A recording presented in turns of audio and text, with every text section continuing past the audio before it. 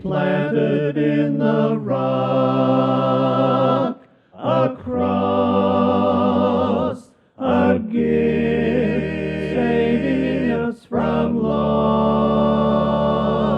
In this study, we've given some consideration to whether baptism must be an immersion in water or if sprinkling water would be a valid substitute. I'll put a link right up here if you missed those 3 videos and would like to catch up.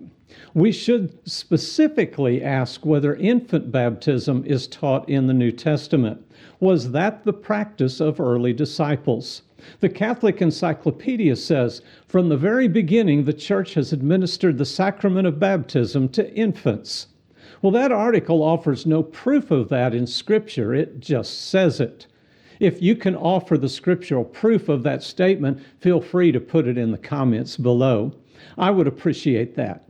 If you're not reading very carefully, you might miss this statement in that same article that occurs a little bit later. It makes little difference whether Scripture has any actual references to the practice of infant baptism or not. Probably it can be conceded that no explicit references are to be found there.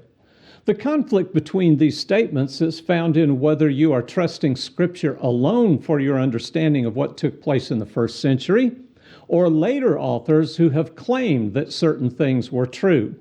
You'll have to decide who you trust. I plan to take up that subject in a few months, so if it interests you, please subscribe and keep watching.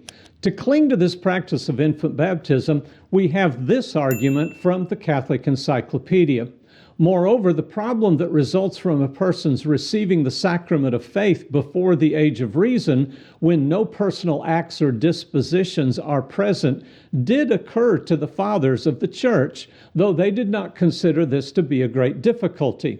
After all, the infant was afflicted with original sin without its consent, and besides, in the Old Testament, God had already instituted a similar remedy for male infants in the rite of circumcision.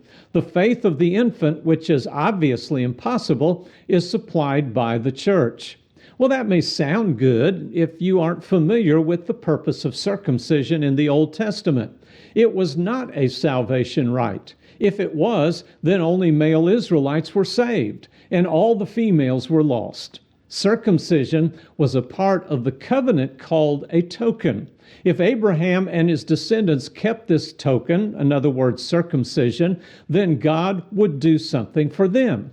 That's found in Genesis 17, verses 7 through 8, which says, "And I will establish my covenant between me and you and your descendants after you throughout their generations for an everlasting covenant to be God to you and to your descendants after you. And I will give to you and to your descendants after you the land of your sojournings, all the land of Canaan, for an everlasting possession, and I will be their God." God did not establish this as a token of salvation to Abraham. This was about the promise to give Abraham's descendants the land, and it was applied to strangers in the land so they could take part in Israel's covenant activities. In Exodus 12 and verse 48, Moses told the Israelites before the first Passover, "But if a stranger sojourns with you and celebrates the Passover to the Lord, let all his males be circumcised, and then let him come near to celebrate it, and he shall be like a native of the land, but no uncircumcised person may eat of it." It wasn't to save them, it was to enable them to participate with God's covenant people. Baptism was not a sacrament that was governed and administered by the Church. It was about individuals believing the gospel and obeying. Paul wrote in 1 Corinthians chapter 1 and verse 17, "For Christ did not send me to baptize, but to preach the gospel, not in cleverness of speech, that the cross of Christ should not be made void."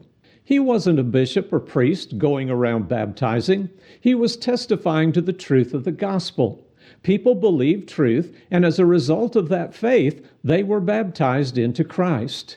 It is an act of individual will by someone who is capable of following Jesus.